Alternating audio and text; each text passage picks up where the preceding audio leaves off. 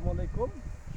আমি দাঁড়িয়ে আছি একটি রাষ্ট্রীয় সম্পদের ক্ষেতে, অর্থাৎ একটি কৃষকের স্বপ্ন।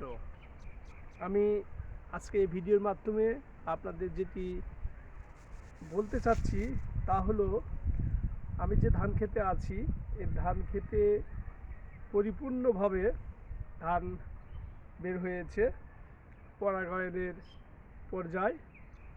তো আমি যেটি লক্ষ্য করতেছি, এখন তাপমাত্রা ৩৯ ডিগ্রি সেলসিয়াস।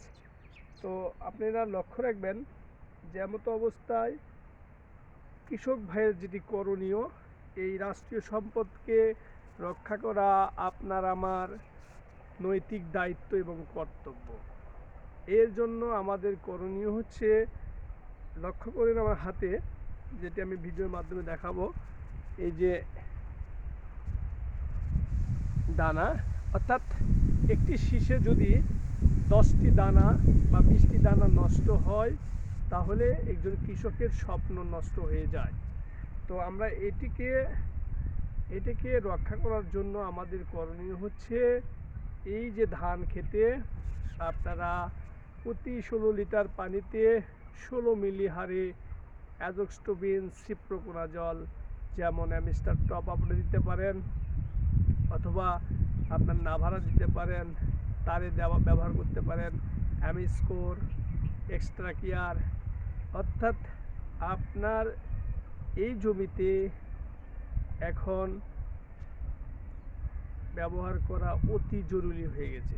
তা আপনারা কৃষক ভাইরা, আপনারা যারা ধান চাষ করেছেন, আপনাদের জমিতে অবশ্যই মাথায় রাখবেন, এই ছত্রাকজনিত কারণে যদি প্রতি শীষে 2-4টি দানা নষ্ট হয়ে যায়, দেখা যাবে 2 থেকে 2.5 মণ ফলন আপনার নষ্ট হবে। তাহলে আপনাকে অবশ্যই মাথায় রাখতে হবে, আপনার এই পরাগায়ন শেষেই আপনার দ্রুত একটি ছত্রাকনাশক ব্যবহার করতে হবে। এর সঙ্গে আপনি যেটি ব্যবহার করাবেন সেটি হচ্ছে বিপিএইচ, কারিন পোকা, বাদামি গাছ ফড়িংয়ের জন্য আপনি পাইরাজিন দিতে পারেন, শাবাব দিতে পারেন, অথবা পাইটাপ দিতে পারেন, কোটান ব্যবহার করতে পারেন, অথবা আপনি ফড়িং ব্যবহার করতে পারেন। এইভাবে আপনার খুব দ্রুত, যাদের এইরকম অবস্থা ধান ক্ষেত আছে, আপনারা ব্যবহার করলে আপনার কাঙ্ক্ষিত ফসল আপনি ঘরে উঠাতে পারবেন। তো আশা করি আমি অতি অল্প সময়ের মধ্যে আপনাদের বোঝাতে পেরেছি। অবশ্যই এটা মাথায় রেখে আপনারা বাকি দিনগুলো ধানের পরিচর্যা করবেন। ধন্যবাদ, সবাই ভালো থাকবেন। আসসালামু আলাইকুম।